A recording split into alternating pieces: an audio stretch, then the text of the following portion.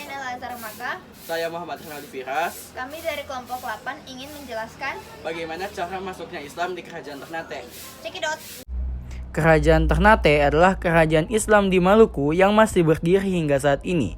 Ketika didirikan oleh Baap Masyur Malamu pada 1257 Masehi, kesultanan yang dulunya bernama Kerajaan Gapi ini belum bercorak Islam. Dalam perkembangannya, kerajaan Ternate mencapai puncak kejayaannya ketika diperintah oleh Sultan Babullah pada 1570 sampai 1583 Masehi. Teori masuknya Islam itu terbagi menjadi 3, yaitu teori Gujarat, teori Persia, dan juga teori Arab. Nah, jadi yang pertama itu ada yang namanya teori Gujarat. Nah, teori Gujarat ini menjelaskan kalau Islam itu datang dari bangsa India. Nah, dan ini sangat betul. India sangat berpengaruh dalam masuknya Islam ke kerajaan Ternate. Mereka masuk dengan cara mendirikan komunitas-komunitas Islam. Salah satu ulama yang sangat berpengaruh dalam masuknya Islam ke kerajaan Ternate adalah ulama Syekh Ahmad Al-Musasi yang terjadi pada abad ke-16. Menurut teori Persia, Islam pertama kali disebarkan di Kerajaan Ternate pada abad ke-7 dan ke-13 yang dilakukan oleh orang-orang Persia ke Kerajaan Ternate. Mereka menyebarkan Islam di Kerajaan Ternate melalui jalur-jalur perdagangan.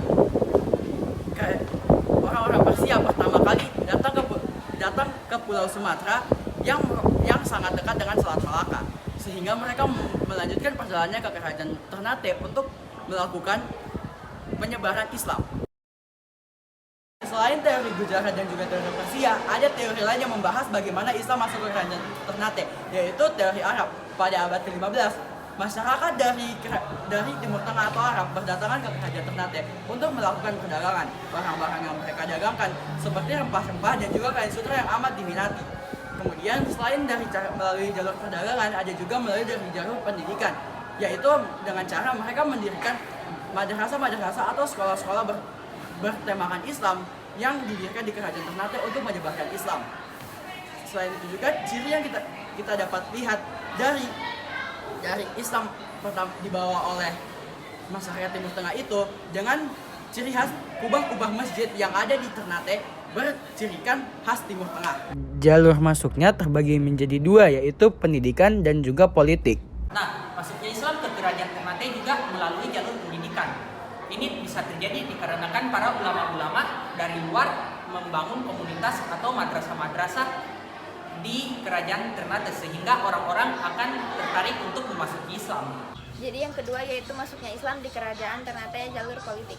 Ya, jalur politik juga turut mempengaruhi penyebaran Islam di kerajaan Ternate.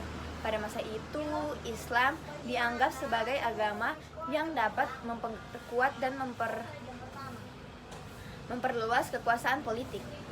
Oleh karena itu, beberapa raja Ternate yang memeluk agama Islam berusaha untuk memperkuat posisi politik mereka. Salah satu contohnya adalah Sultan Babullah, Raja Ternate pada abad ke-16. Ia memeluk agama Islam dan mendukung perkembangan ajaran Islam di Ternate. Ia juga membangun masjid-masjid dan membangun hubungan dengan kerajaan Islam lainnya untuk memperkuat posisi politiknya. Selain itu juga, mereka memanfaatkan ajaran Islam untuk meredakan konflik-konflik di antara masyarakat Ternate terkait dengan isu suksesi kerajaan. Selain Sultan Babullah, terdapat beberapa raja Ternate lainnya yang memeluk agama Islam dan memainkan peran penting dalam penyebaran Islam di kerajaan Ternate melalui jalur politik. Dalam beberapa kasus, para raja Ternate bahkan menikahi putri-putri dari kerajaan Islam lainnya sebagai bagian dari strategi politik mereka untuk memperkuat posisi politik dan memperluas pengaruh Ternate di wilayah kepulauan Maluku dan sekitarnya. Dengan demikian, jalur politik juga menjadi salah satu faktor yang turut mempengaruhi penyebaran Islam di kerajaan Ternate. Para raja Ternate yang memeluk Islam menggunakan agama sebagai alat untuk memperkuat posisi politik mereka dan memperluas pengaruh Ternate di wilayah tersebut. Begitu saja presentasi dari kami. Terima kasih telah menonton dan mohon maaf jika ada salah kata. Wassalamualaikum warahmatullahi wabarakatuh.